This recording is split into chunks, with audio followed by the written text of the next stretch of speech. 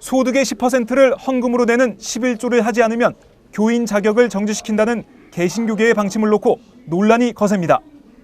이런 가운데 개신교 교단 중 최대 규모를 자랑하는 대한예수교 장로회 합동총회 헌법전면개정위원회가 오늘 공청회를 열고 11조 의무조항 신설을 예고했습니다. 혹시 또 잘못 이해해서 그렇게 될 수 있겠다 생각해서 그냥 11조라는 보다는 헌법적 규칙에 나온 대로 교인의 의무를 이행하지 않을 경우 당의 결의로 교인의 전체 권리를 박탈한 것이 아니고 공동에 와서 투표권, 어떤 중요한 결정을 할 때 안 하고 무더기로 동원해가지고 와서 엉뚱한 결과를 가져올 수 있으니까 결의하고 투표권을 제한한다, 그런 의미입니다. 개정위원회는 11조 대신 교인의 의무라는 단어를 개정안에 넣었습니다. 규정된 의무를 이행하지 않는 교인의 교회 내 의사결정 참여를 합법적으로 막을 수 있다는 겁니다. 그렇다면 11조 대신 사용된 교인의 의무란 과연 뭘까? 개정안에서 확인된 교인의 의무 7개의 세부 조항 가운데 6번째 조항에 세례교인은 11조와 각종 헌금을 해야 한다고 명시되어 있습니다. 그대로 있는 거죠. 의무는 다 이행해야 하는 거죠.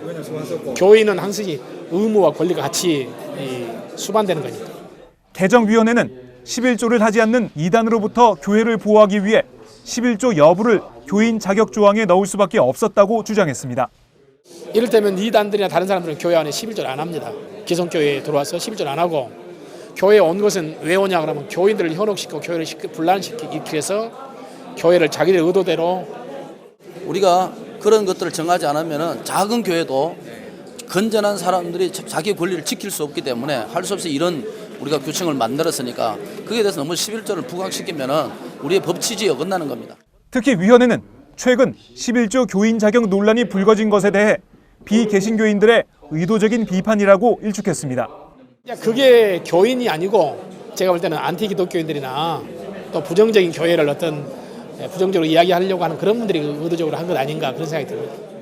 하지만 진보적인 개신교계 시민단체는 11조 여부를 따지는 것도 문제지만 더 큰 문제는 목사의 전행과 독단을 교인들이 막기 어렵게 되는 교인의 자격정지 조항 자체라고 지적했습니다. 가리고 암흑이고요.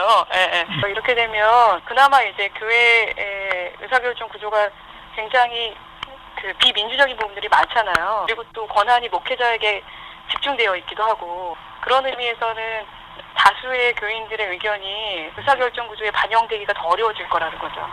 목사님이 일방적으로 교회를 매각하거나 재산을 처분한다거나 할 때에도 이렇게 되면 다수 교인들의 동의를 구하지 않더라도 처리할 수 있게 되거든요.